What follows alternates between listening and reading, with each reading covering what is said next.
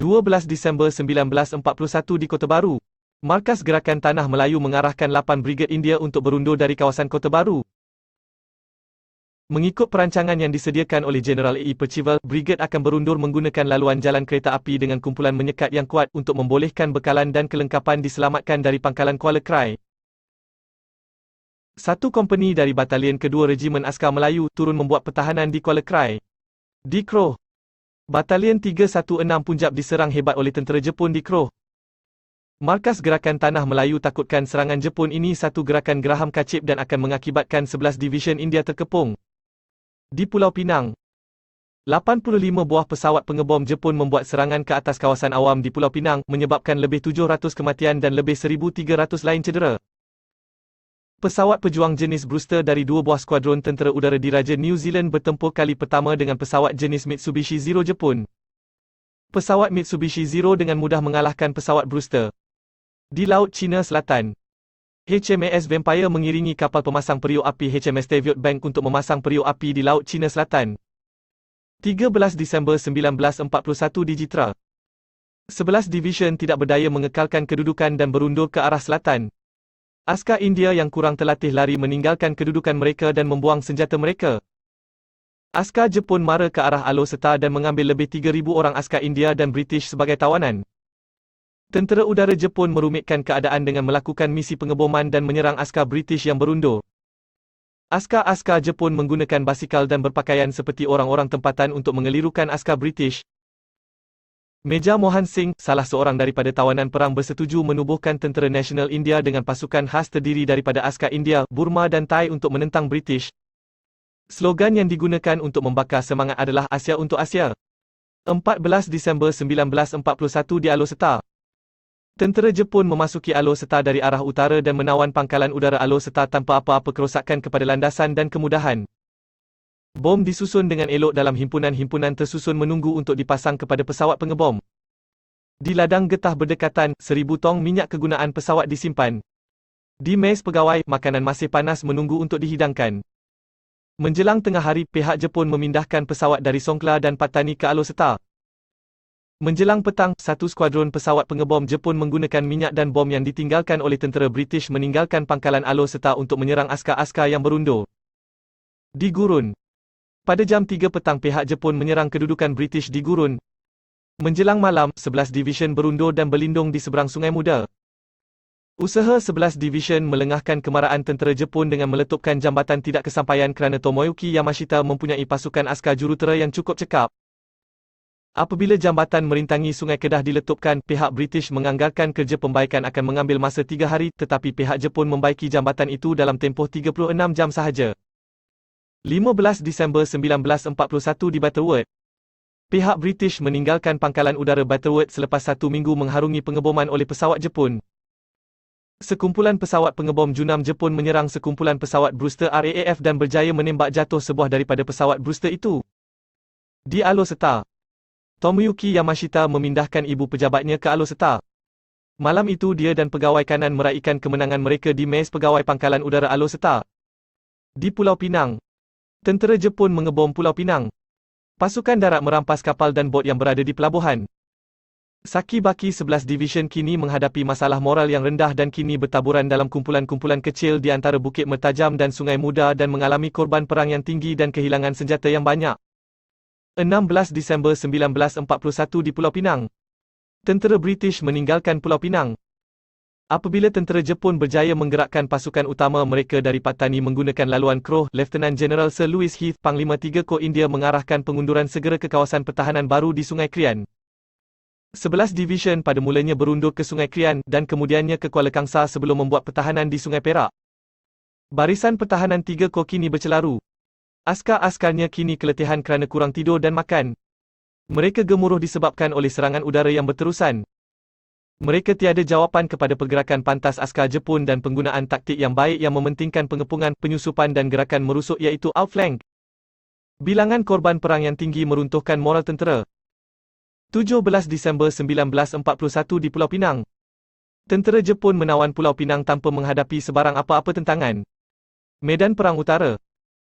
Pengunduran tentera British berterusan dan kegagalan mereka memusnahkan pangkalan-pangkalan udara mereka sebelum berundur membawa padah kerana tentera Jepun menggunakan pangkalan-pangkalan untuk melancarkan pesawat Mitsubishi Zero untuk membuat serangan ke atas mereka.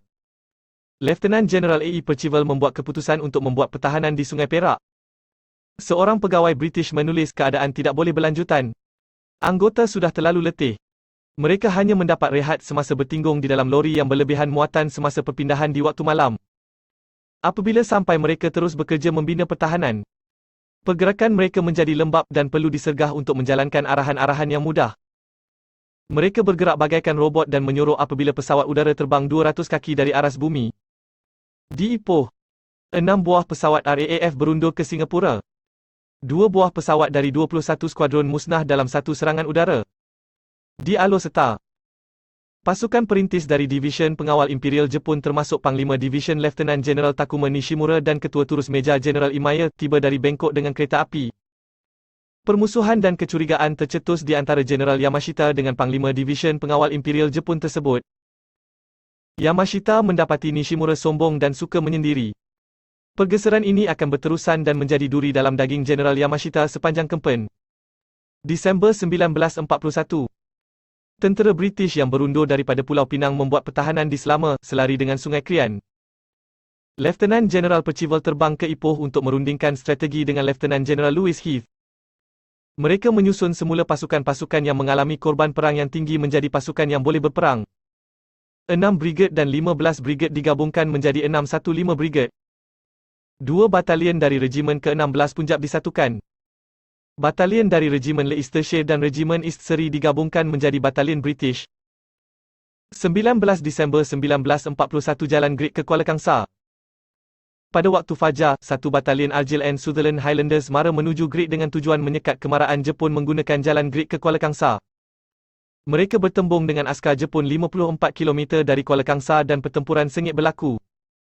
Menjelang malam, batalion itu terpaksa berundur 6 km ke Lenggong. Di Ipoh, General Percival dan General Louis Heath membuat tinjauan bersama kawasan-kawasan pertahanan selatan daripada Bandar Ipoh. Di Markas Gerakan Tanah Melayu, General Percival membuat perancangan baru berdasarkan kepada janji yang diberikan oleh London bahawa pasukan bantuan yang dalam perjalanan ke medan perang di Timur Tengah akan dialihkan ke Malaya. Strategi baru ini memerlukan kemarahan tentera Jepun disekat di bahagian tengah semenanjung Tanah Melayu dan menafikan tentera Jepun, penggunaan pangkalan udara di Kuala Lumpur, Paroi dan lain-lain tempat. Pertimbangan kritikal adalah kedudukan-kedudukan bertahan di antara Ipoh dan Kuala Lumpur. General Percival memilih Kampar sebagai tempat pertahanan utama dengan Tapah, Bidor dan Slim River sebagai tempat pertahanan lain. 20 Disember 1941 di Singapura, Brock Popham meluluskan rancangan baru General Percival. Di Lenggong, askar-askar Jepun menggunakan taktik baru untuk menyusup masuk ke dalam barisan pertahanan askar British. Mereka menggunakan rakit untuk menyusuri Sungai Perak dan menyerang pasukan British di Lenggong. Pasukan Argyll dan Sutherland Highlanders menyebabkan kadar korban perang yang tinggi di kalangan penyerang tetapi terpaksa berundur ke Kota Tampan. 21 Disember 1941 di Bangkok, Kerajaan Thailand menandatangani Pakatan Pertahanan dengan Jepun berkuat kuasa serta-merta. Di bawah pakatan ini, Thailand akan membantu Jepun menggunakan apa juga keupayaan politik, ekonomi ataupun ketenteraan mengikut keupayaan. Di Lenggong, askar Jepun menggunakan rakit untuk merentasi tasik cenderuh. Walaupun sebilangannya dikesan dan ditembak oleh askar-askar British, kebanyakannya berjaya menyusup barisan pertahanan British dan menyerang Kuala Kangsar. General David Murray Lyon merasa cemas dan mengarahkan askar-askar berundur lagi dari kedudukan mereka di Sungai Perak. 22 Disember 1941 di Kuala Kangsar, Batalion 32 Punjab yang berundur dari Great membuat serang hendap ke atas kumpulan askar Jepun dan menyebabkan bilangan korban yang tinggi. Ini merupakan pertempuran terakhir di kawasan pertahanan Sungai Perak. Pasukan dari Division Pengawal Imperial Jepun tiba dari Bangkok untuk menggantikan Detasmen Ando yang berjuang tanpa henti sejak pendaratan di Patani pada 8 Disember 1941. 23 Disember 1941 di Kuala Kangsar, pihak British berundur sepenuhnya menyeberangi Sungai Perak sebelum tengah hari. Berikutan pengunduran ini, tentera Jepun menyerang Kuala Kangsar. Kesemua pesawat Brewster dari 453 Skuadron RAAF yang masih boleh diterbangkan berundur ke pangkalan Sembawang di Singapura. 24 Disember 1941 di Ipoh, Di bahagian utara Ipoh, askar-askar India bertempur dengan pasukan pengawal Imperial Jepun di kawasan Cemor untuk melengahkan kemarahan pasukan Jepun. Ini untuk membolehkan Brigade 615, gabungan 6 Brigade dan 15 Brigade membuat perkubuan dan pertahanan di kawasan yang telah dipilih oleh Lieutenant General Percival dan Lieutenant General Heath. Pertempuran di Cemor menyebabkan bilangan korban yang ramai di kedua pihak berjaya memberikan masa untuk pihak British mengundurkan anggota dan kelengkapan dari Ipoh menggunakan kereta api dan jalan raya. Di Singapura, HMAS Vampire membuat tugasan iringan untuk kapal yang membawa mereka yang terselamat semasa penenggelaman kapal HMS Prince of Wales dan HMS Repulse dari Singapura. 25 Disember 1941 di London, Winston Churchill berjanji kepada John Curtin Perdana Menteri Australia yang Singapura tidak akan jatuh ke tangan Jepun. Di Ipoh, semua kelengkapan di Ipoh yang tidak dapat dibawa oleh tentera British dimusnahkan untuk menafikan penggunaannya kepada tentera Jepun. Bandar pelombongan BJT Makini menunggu ditawan oleh tentera Jepun. Dalam masa 18 hari sahaja, pihak Jepun telah menawan wilayah sebelah utara Sungai Perak dan wilayah pantai timur semenanjung Tanah Melayu. Pulau Pinang dan pelabuhannya sudah ditawan. 2 buah kapal perang utama telah ditenggelamkan. Pasukan tentera udara British sudah hampir musnah dan kesemua pangkalan udara di sebelah utara dan di sebelah pantai timur semenanjung Tanah Melayu sudah ditawan tentera Jepun.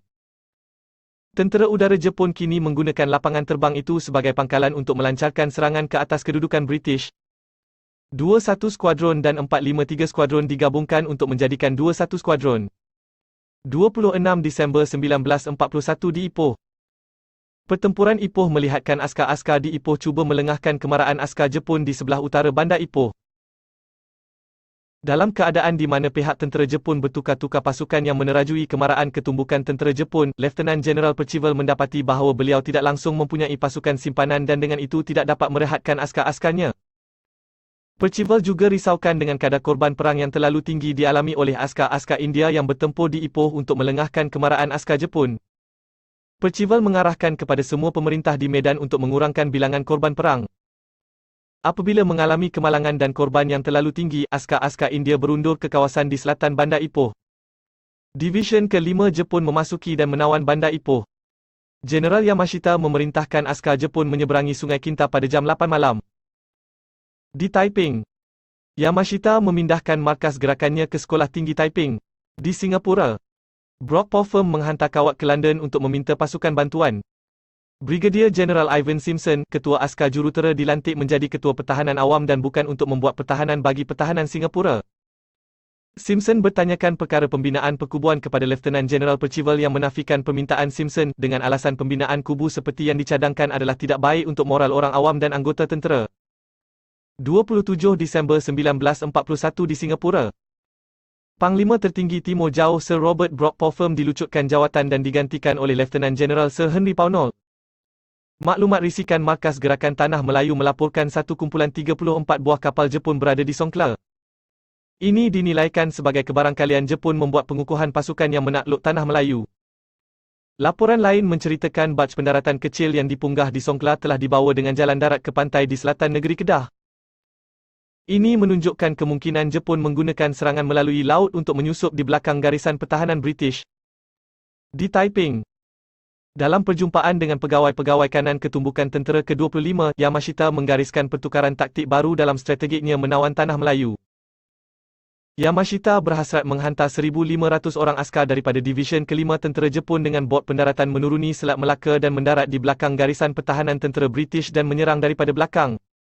28 Disember 1941 di Kampar, askar-askar dari Batalion British bersama-sama askar India dari 615 Brigade India dan 28 Brigade India yang juga mempunyai askar-askar Gurkha selesai menyiapkan pertahanan di sekitar Kampar. Pasukan British diberikan bantuan artileri dari 155 Regimen Artileri Medan Lanarkshire Yeomanry dan 88 Regimen Artileri Medan. Pasukan Argyll dan Sutherland Highlanders mengawal jalan masuk dari arah utara Kampar. Kampar dijadikan kedudukan pertahanan British yang terkuat sepanjang kempen penaklukan Jepun. Lieutenant General Percival bertaruh kepada kebolehan pasukannya menyekat kemarahan tentera Jepun di Kampar dan mengehadkan medan tempur di bahagian tengah semenanjung Tanah Melayu. Pasukan British di Kampar berhadapan dengan askar-askar pengawal Imperial dan 2 regimen dari Division ke-5 Jepun iaitu 41 Regimen Infanteri iaitu Okabe dan 42 Regimen Infanteri iaitu Ando. 29 Disember 1941 di Kampar, Rondaan di kawasan hadapan oleh kedua-dua pihak berakhir dengan pertempuran-pertempuran kecil yang berterusan di merata tempat. Pada waktu malam, tentera Jepun memulakan serangan. Berdilan tepat pasukan artileri British ke atas kedudukan Jepun dimulakan dan menyebabkan keresahan ke atas pemerintah-pemerintah Jepun mengenai jumlah korban mereka. Di Sembawang, serangan oleh pesawat Jepun menyebabkan kerosakan teruk ke atas pesawat-pesawat RAAF di pangkalan Sembawang. 30 Disember 1941 di Kampar. Tentera Jepun membuat serangan merusuk iaitu outflanking attack untuk melepasi barisan pertahanan di timur bandar Kampar apabila mereka ditentang oleh 28 grup Brigade India dan menghalang percubaan mengepung oleh tentera Jepun. Berdilan artileri British tepat mengenai kedudukan askar-askar Jepun dan menyebabkan bilangan korban yang tinggi. Di Kuantan, askar-askar Jepun dari Detasmen Takumi, 2-3 Brigade Infanteri tiba dengan lori dari Kota Baru dengan melalui jalan pantai yang kurang elok dan menyerang pertahanan hadapan di Kuantan yang dipertahankan oleh 2-2 Brigade Infanteri dari 9 Division India. Mereka juga menyerang serentak pangkalan feri yang merentasi Sungai Kuantan dan di sekitar bandar Kuantan.